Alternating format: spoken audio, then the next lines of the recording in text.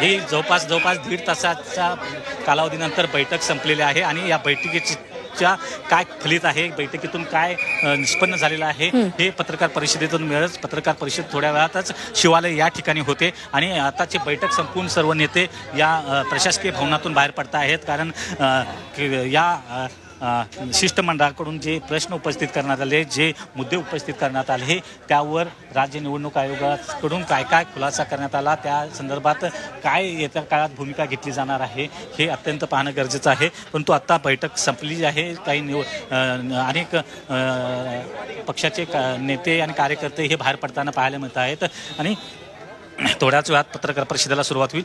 या संपूर्ण जवळपास 1.5 तासाच्या बैठकीच्या कालावधीमध्ये जे सर्वच राजकीय नेत्यांनी खास करून विरोधी पक्षांनी या संदर्भात अनेक मुद्दे उपस्थित केलेले गेलेले पाहायला मिळत आहेत.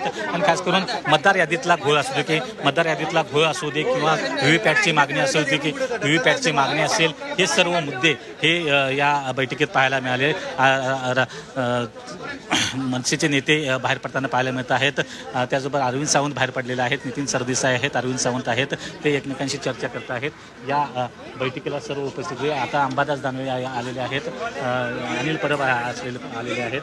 हे सर्व मुद्दे हे सर्व नेते जे आहेत ते पत्रकार परिषदेच्या माध्यमातूनच आपली भूमिका मांडतीलच. परंतु आपण देखील त्यांची मत जाणून घेण्याचा प्रयत्न करू की या शिष्टमंडळामध्ये नेमकं काय मुद्दे उपस्थित करण्यात आले आणि त्या संदर्भातले येत्या काळामध्ये आपली भूमिका काय राहणार आहे. राज ठाकरे आणि उद्धव ठाकरे अद्याप आलेले नाहीत आणि त्याचबरोबर ते देखील या शिवालयमधल्या पत्रकार परिषदेसाठी नाही, शिवालय या ठिकाणी पत्रकार परिषद आहे ज्या ठिकाणी शिवालयमध्ये पत्रकार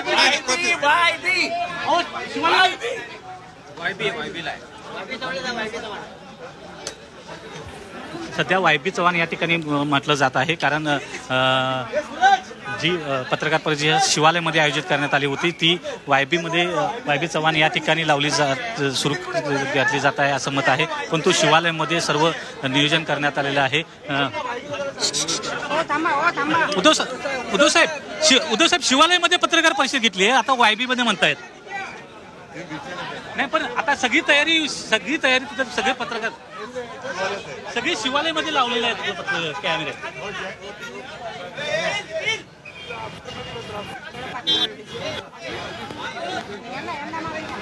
बोलतोय मी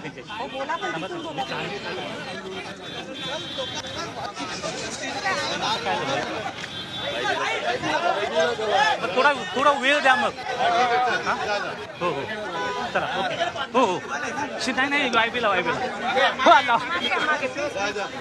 ओके हो शिवालयाला लावले बरं गर्दी होऊन जात.